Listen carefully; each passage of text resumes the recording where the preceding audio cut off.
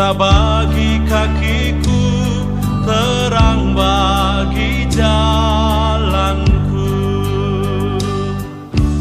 Firman-Mu pelita. Roh Kudus berikan kita tema hari ini untuk belajar, ya, menikmati manisnya masa depan, tapi harus berani meninggalkan pahitnya masa lalu. Saya ulangi, tema kita hari ini Roh Kudus berikan menikmati manisnya hidup masa depan, asal kita mau berani meninggalkan pahitnya masa lalu. Nah, saudara, kan kita tahu manis dan pahit itu nggak bisa digabung. Ya, kita harus milih. Ya, nah, manis dan pahit tidak bisa digabung. Harus milih. Kalau kita memaksa rasa manis dan rasa pahit digabung, rasanya jadi bingung. Betul nggak? Nah, saudara, nggak tahu berapa hari terakhir ini, ya hampir 2 minggu lah. Kebiasaan saya di dalam menghadapi kehidupan. Nah, berapa hari terakhir yang kontak saya, yang telepon, bicara, sharing, itu rata-rata orang-orang saudara kita yang susah tidur, asam lambungnya naik, gangguan, sakit ini, sakit itu. Nah, dari semua hal yang masuk, seperti yang saya pernah cerita kepada saudara, saya memakai prinsip kedokteran.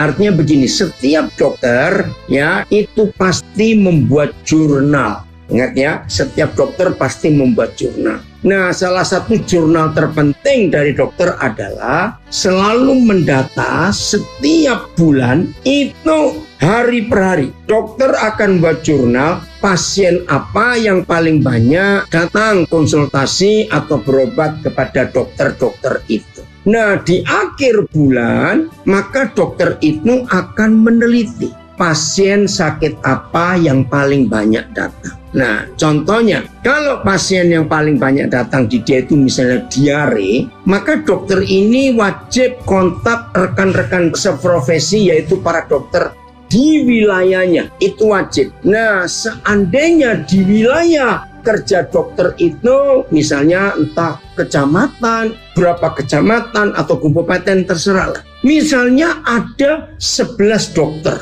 Nah, ketika mereka saling berkonsultasi, melihat jurnal pasien yang hadir kepada rumah praktek mereka, maka kalau ada 5 saja dari 11 dokter yang praktek, dan ternyata 5 ini mengalami lonjakan pasien yang sama, yaitu diare, maka mereka harus lapor ke pemerintah, berarti mulai ada wabah. Itu dia, dan ini yang harus tahu ya.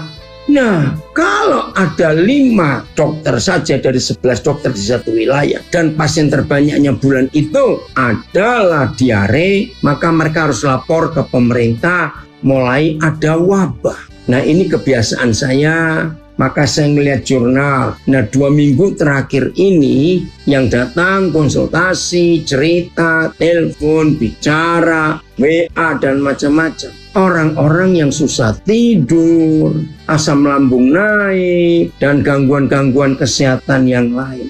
Nah, firman Tuhan adalah obat. Termasuk tadi, saya tiba-tiba digerakkan untuk kontak seseorang.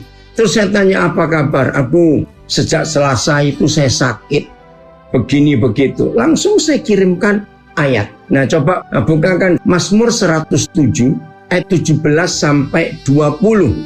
Nah, saudara, bahkan seharian kemarin di Korak ya, grup kita ini diskusi masalah anak-anak sakit. Nah, terus saya melarang anak-anak, dilarang keras konsumsi antibiotik. Itu racun dan pembunuhan serius. Antibiotik itu sangat jahat. Jangan digunakan kalau tidak terpaksa. Bersyukur dulu waktu kami masih kecil-kecil, keluarga kami itu cukup miskin sehingga nggak pernah bisa beli obat, apalagi antibiotik. Zaman kami masih kecil mahal dan hanya orang kaya yang bisa beli obat antibiotik.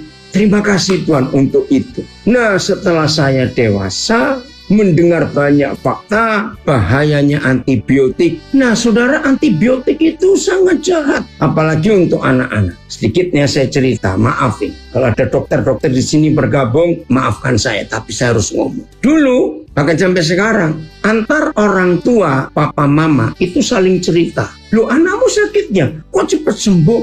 Oh iya, kami bawa ke dokter A. Nah, banyak anak-anak yang sakit ketika orang tua mendengar dokter A, dibawalah berbondong-bondong ke sana. Nah, setelah diselidiki, kenapa dokter A itu begitu hebat kalau memberi obat sehingga anak-anak cepat sembuh? Ternyata dikasih antibiotik.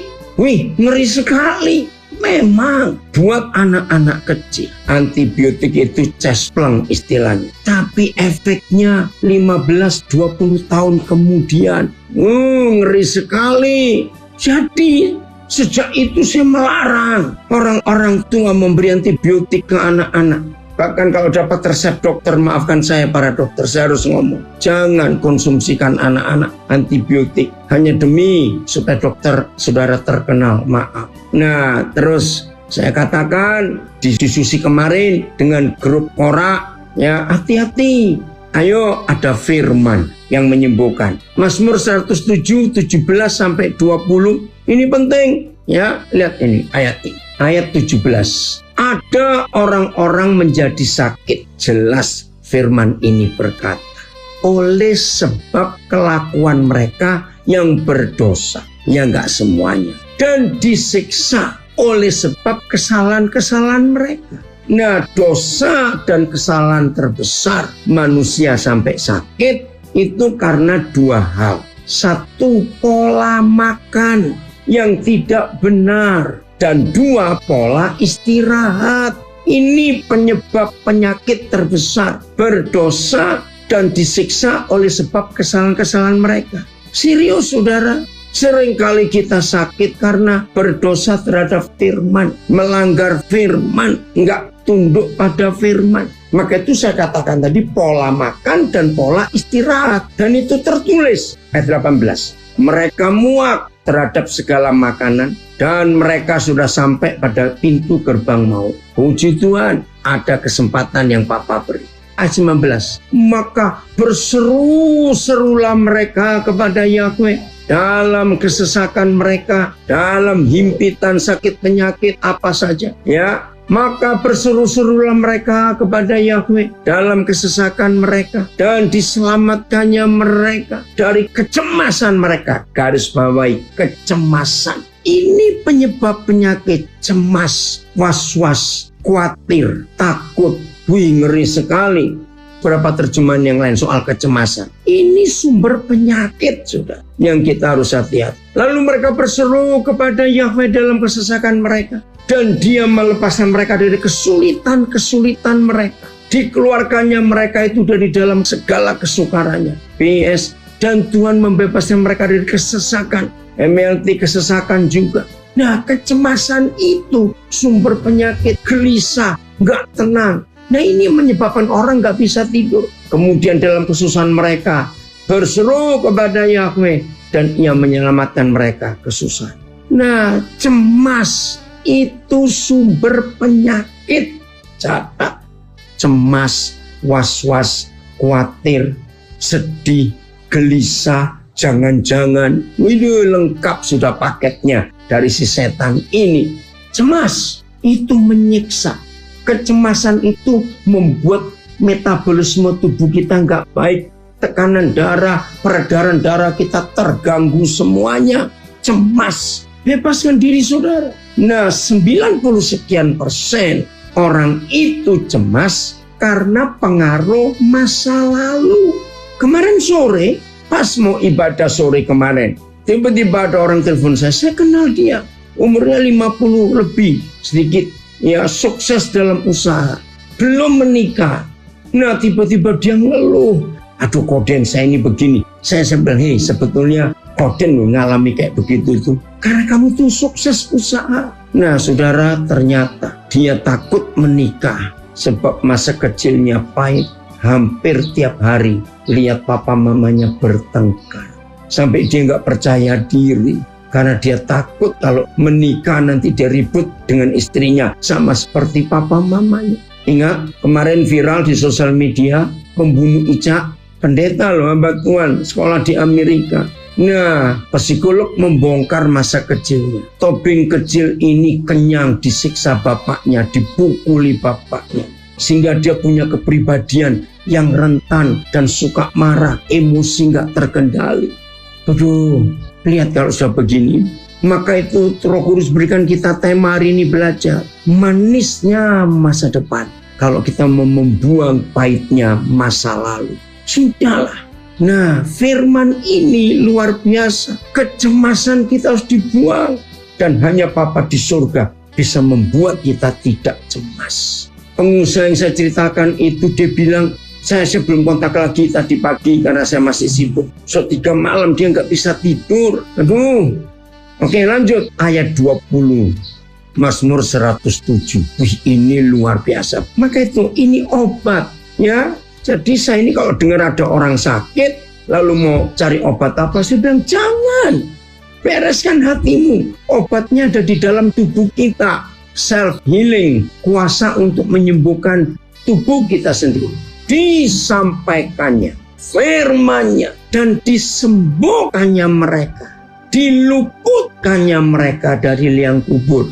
Saudara, sampai ada lagu dalam bahasa Inggris, You send your word and heal my disease. Engkau sampaikan firman-Mu dan Engkau melenyapkan penyakitku.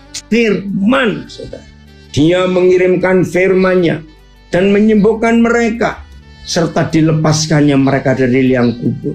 Disuruhkannya firman-Nya, serta disembuhkannya mereka itu, dan dilepaskannya mereka itu daripada kebinasaannya. Ia menyembuhkan mereka dengan perintah-Nya. Masih ingat kata ini yang dialami oleh perwira Kapernaum? Yesus Tuhan, cukup katakan satu kata saja. Jadi perwira ini tidak minta Yesus tumpang tangan, doa, ngusir setan di budaknya sakit, tidak. Cukup katakan sepatah kata firman saja, maka aku sembuh. Betul, ia menyembuhkan mereka dengan perintah-Nya dan meluputkan mereka dari liang kubur. Dia mengirimkan firman-Nya kepada mereka yang sakit dan menyembuhkan mereka dan membebaskan mereka dari lubang kebinasaan mereka. Evangelianya, coba lihat ini, wih dahsyat sekali. Ia berfirman dan mereka sembuh, ditarik keluar dari pintu maut. Amin. Nah, inilah yang Papa kerjakan dalam hidup kita. Betul.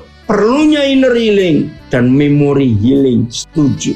Kesembuhan masa lalu dan kesembuhan dari memori yang pahit. Hanya firman yang bisa membebaskan, enggak yang lain. Coba kita lihat 2 ayat lagi.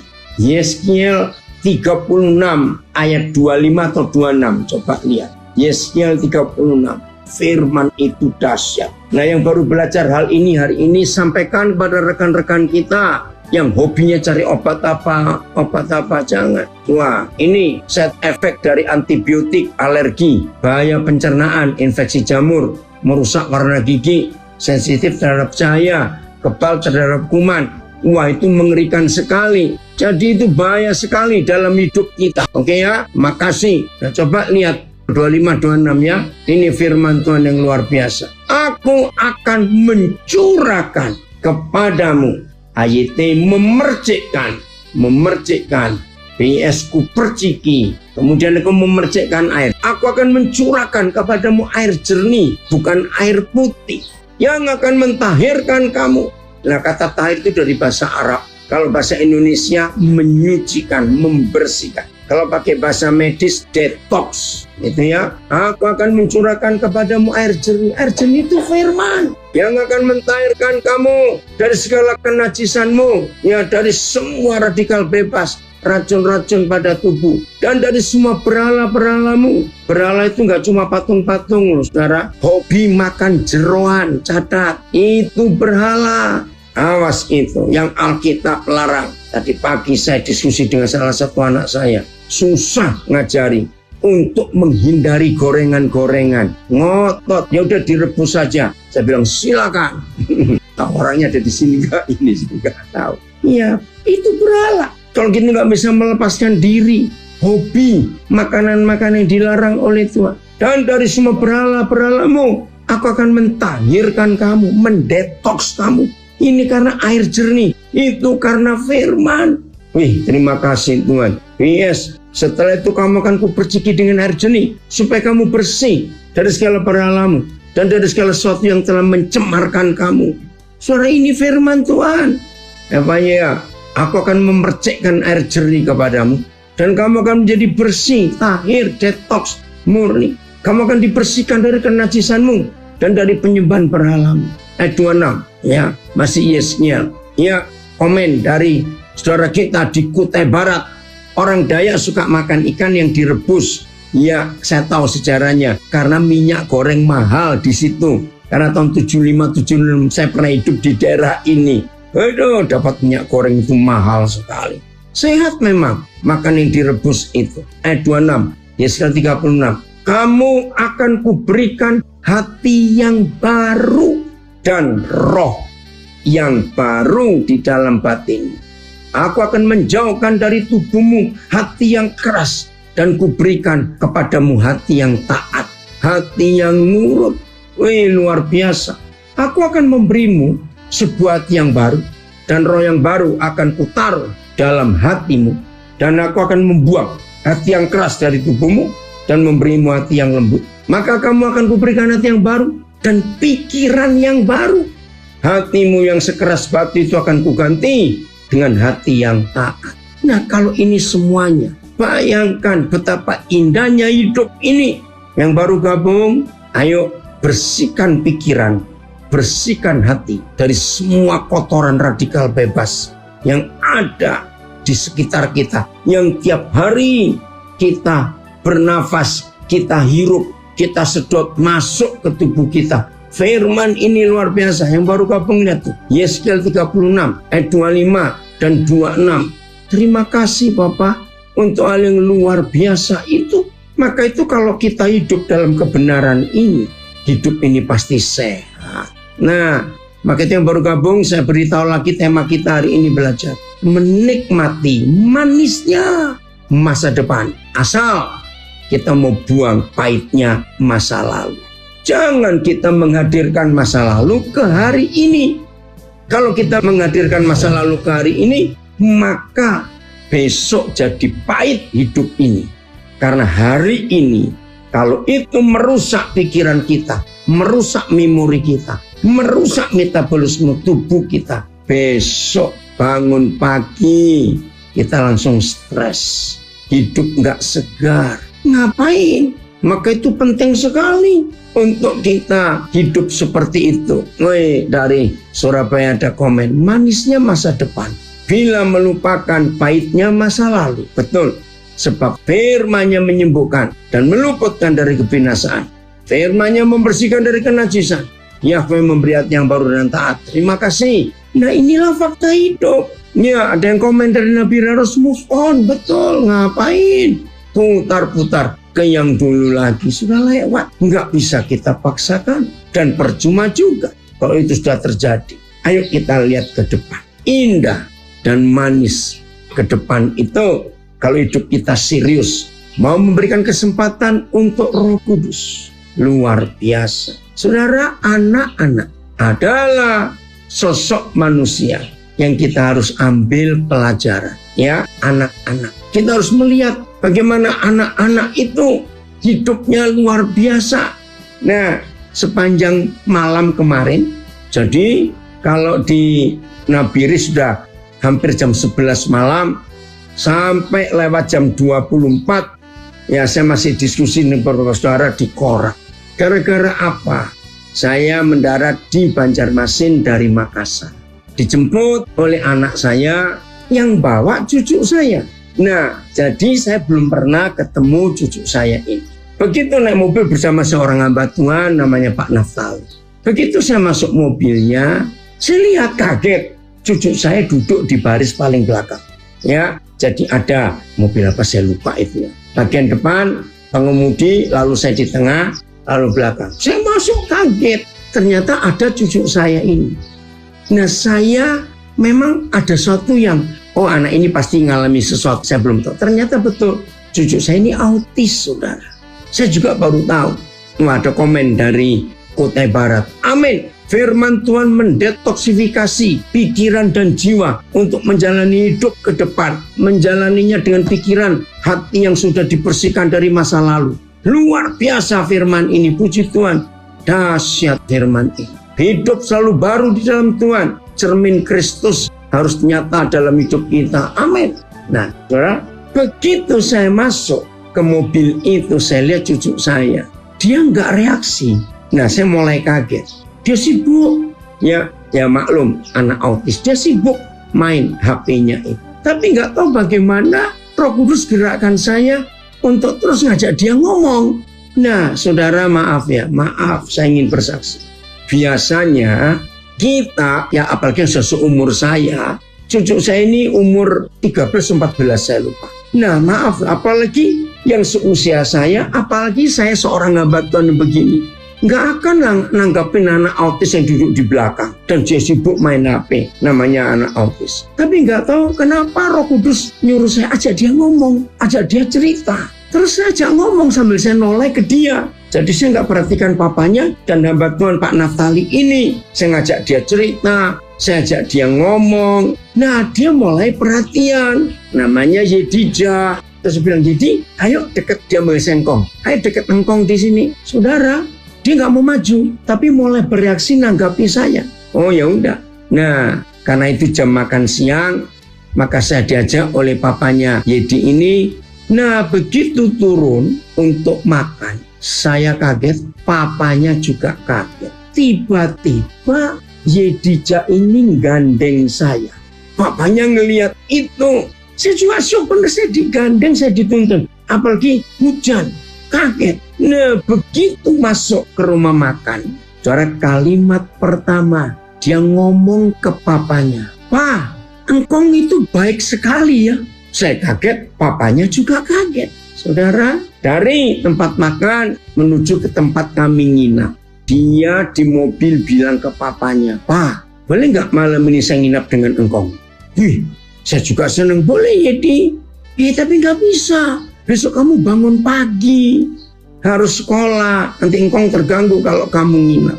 Nah, papanya sudah mulai heran. Belum pernah anak ini dengan orang baru kenal berapa saat bisa merasa sedekat itu. Nggak cuma sampai di situ. Selama saya di Banjarmasin, anak ini minta papa mamanya untuk ikut mendengar sekot. Nah, dari beberapa orang yang kenal keluarga ini, mereka merasa heran. Karena belum pernah mereka lihat Yedi bisa setenang itu mendengar khotbah. Aneh. Ya maklum, anak autis kan susah konsentrasi. Nah, setelah hari Sabtu pagi saya meninggalkan Banjarmasin untuk balik ke Nabire. Saudara, Sabtu siang Yedi minta video call dengan saya. Sabtu sore minta lagi. Nah, papa mamanya heran. Belum pernah anak ini sedekat itu pada orang baru atau orang asing. Tadi pagi mau sekolah, dia video call lagi untuk pamit, "Kong, jadi mau sekolah." Nah, saya harap cerita ini membuat saudara tahu betapa hebatnya kuasa firman. Ya, kuasa firman. Betul, dari LPP Semarang. Firman Tuhan memang berfungsi mengupgrade otak kita agar tetap update akan kehendak Tuhan. Wih, keren sekali ini yang nulis dari LPP Semarang. Tiba-tiba dia gandeng papa dan berkata kepada papanya, "Pak, engkong ini baik." Wih, luar biasa. Maka itu kita harus hati-hati, saudara, menyatakan kasih kepada semua orang. Orang itu boleh karena firman. Karena firman bisa merubah hidup orang. Itu sampai papa kata. Nah, inilah fakta. Kalau firman bekerja di hidup kita, maka firman itu bukan cuma merubah kita, tapi merubah orang-orang yang ada di sekitar kita juga. Jadi sampai di sini saya berkata dulu, mulai hari ini, siapa saja yang ingin hidup sehat, jangan konsumsi obat ini, obat itu, tapi konsumsi firman Tuhan. Makan setiap saat, nggak cuma setiap hari. Maka firman itu menyembuhkan. Jangan cari obat dulu. Ya, benar. Firman Tuhan obat paling mujarab untuk menyembuhkan hati dan jiwa. Betul. Kalau hati jiwa kita sehat, fisik kita sehat. Periksa. Yang langganan obat hari ini stop. Jangan fisik kita, organ-organ tubuh kita dipengaruhi ya oleh bahan-bahan kimia dari obat-obatan kimia. Jangan. Tadi pagi ada yang lapor, aduh sudah berapa hari ini saya itu pilek, agak panas gak sembuh. Saya bilang jangan konsumsi obat kimia. Saya bilang cari jahe yang sudah cukup tua, jangan yang muda. Bersihkan, geprek ya, tuang dengan air panas tanpa gula. Ayo, itu akan menyembuhkan. Tambah serai, itu sehat sekali. Sesekali ya minum air kunyit, itu sehat. Nah itu dia. Maka itu saudara, kalau konsumsi obat itu kita ganti dengan hati yang gembira, ramu-ramuan. Betul, konsumsi air sambiloto itu sehat sekali saudara, sambiloto.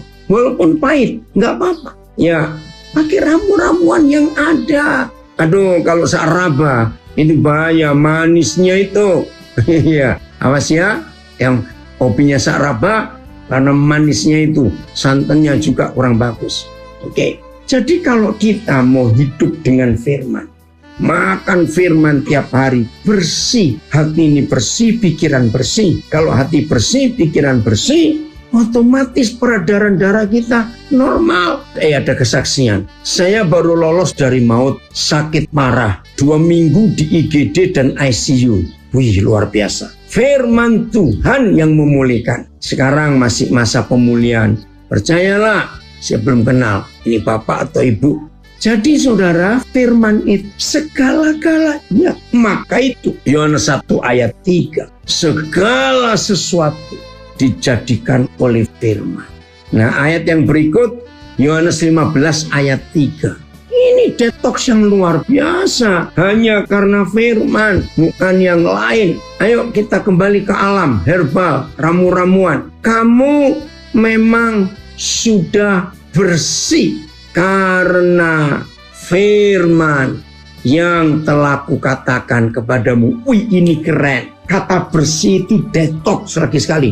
Untuk kesehatan kita, racun-racun radikal bebas keluar semua. Kamu memang sudah bersih karena firman yang telah kukatakan kepadamu. Karena firman, ya, kamu memang sudah dibersihkan karena firman yang telah kukatakan kepadamu. Kamu ini memang suci oleh karena perkataan yang sudah kukatakan kepadamu. Kalian sudah bersih karena ajaran kuberikan kepadamu. Nah, TSI, kalian masing-masing sudah dibersihkan dan siap berbuah karena ajaran yang akan kuberikan kepadamu. Jadi firman saudara, maka itu ayo mulai hari ini kita serius. Firman itu segala-galanya atas kehidupan kita. Terpujilah Tuhan untuk itu. Nah, ini kesaksian ini.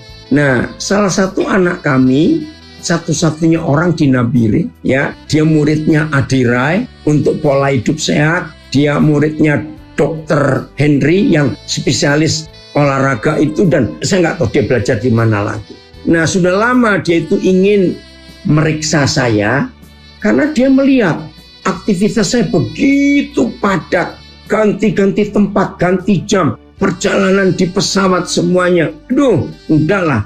Nah, dia bilang, Pap, sekali-kali lah kami ingin ngetes, ingin periksa kesehatan Papa. Lah, saya tuh nggak ngerti diperiksa dengan cara bagaimana. Jadi bukan ke lab, bukan periksa darah, periksa apa. Ada teori dalam apa istilahnya trainer, para pelatih ya untuk kebugaran itu. Akhirnya tadi pagi baru berhasil. Kaget, saya juga kaget, dia juga kaget. Nah, dari semua pemeriksaan, satu aja kelebihan saya ya yang harus dikurangi banyak ya, yaitu lemak di dalam tubuh memang. Nah, itu perlu. Tapi yang lain, nah contoh dia berkata, manusia itu dihitung dengan 2 jenis umur. Satu umur kronologis. Nah, contohnya saya umur 67. Nah, tapi ternyata setelah dites umur biologi saya, terpujilah Tuhan. Lagi saya sih nggak tahu ngetesnya pakai apa. Umur biologi saya 43 tahun. Why? Puji Tuhan. Nah, lemak dalam tubuh saya, body fat, itu juga rendah. Berapa lagi? 21 atau berapa? Nah, lalu di situ ditanya oleh trainer E. Padahal dalam hitungan kesehatan, orang ditentukan ya itu dengan pola istirahatnya. Tahu bagaimana istirahat saya? Karena terganggu tadi malam jam 2 ya waktu Indonesia Timur saya baru bisa masuk kamar karena banyak yang dikerjakan. Nah, tadi pagi-pagi sudah bangun. Inilah ternyata betul hati yang gembira adalah obat yang manjur. Itu luar biasa. Ya, maka itu kalau hidup ini kita pakai seperti itu, wah menyenangkan sekali. Ada bisa ditayangkan? Ya olahraga ngangkatin koper jalan kaki tiap hari itu lebih keren itu. Body fat juga dipengaruhi oleh jam tidur, pola makan sama olahraga. Iya papi jarang semua jam tidur juga. Iya juga saya di malam jam 2. Rahasianya apa Pak? Hati yang gembira. Hati yang Iya, papi nggak mau khawatir, nggak mau resah, nggak mau gelisah, tidak ada takut, nggak ada semuanya itu.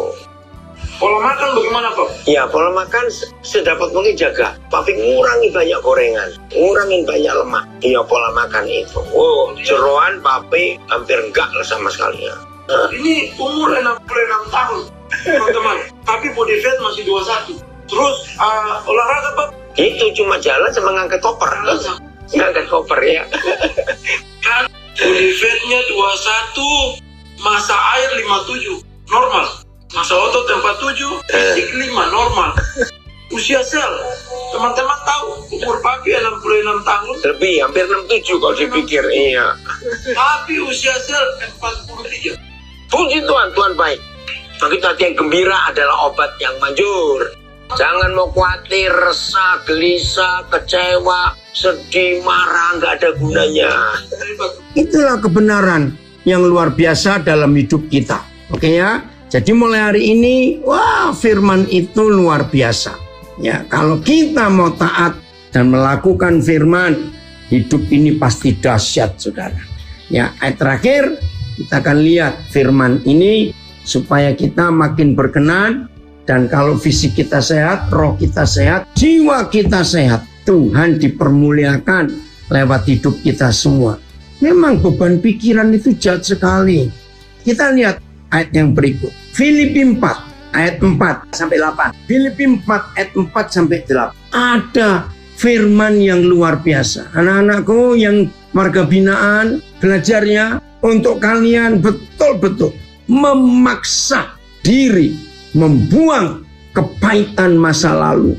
Ya mungkin buat kalian anak-anak marga binaan, mungkin kalian berkata, ya enak aja papi di luar kok, bebas bisa ngomong itu. Ya mungkin bagian itu, papi nggak bisa bantah kalian.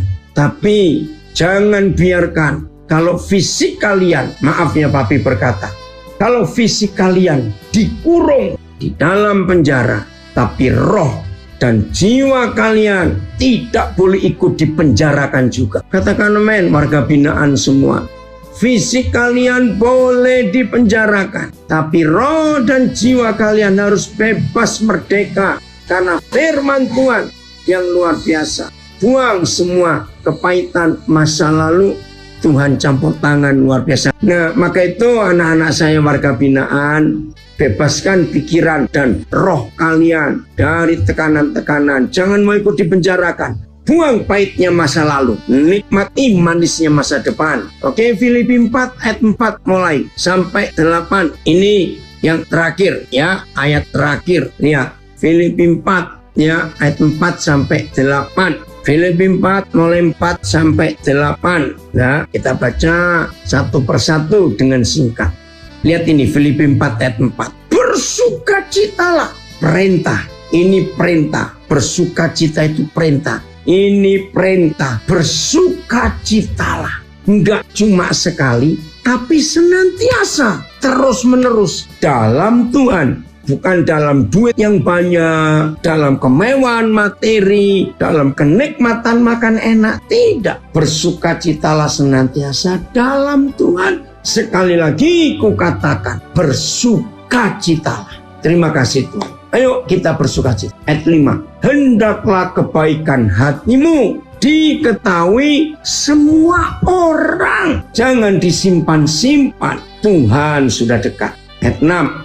Janganlah hendaknya kamu khawatir tentang apapun juga. Nah saudara, saya hidupi betul Filipi 4 ayat 4 sampai 8 ini saya hidupi sampai hari ini. Saya tuh gak mau ada khawatir, takut, gelisah, was-was, jengkel, apalagi marah, dendam. Oh, tidak ada sama sekali. Bersih, enak, karena perintah. Bersukacitalah terus menerus. Sekali lagi katakan, bersukacitalah, saya gembira terus. Ayat 6 ya ini. Jangan hendaknya kamu khawatir tentang apapun juga.